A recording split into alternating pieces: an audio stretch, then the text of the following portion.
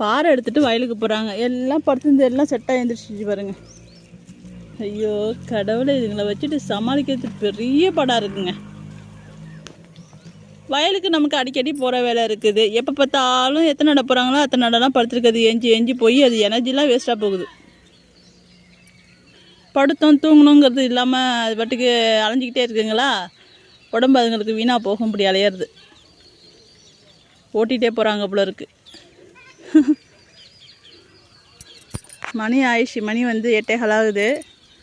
அங்கே வந்து pipe line போட்டுட்ருக்காங்க. ஆள் வேலை இருந்துருக்குது. அதுக்கு தான் பாறை எடுத்துகிட்டு போகிறாங்க. எல்லாம் பின்னாடியே ஓடுதுங்க.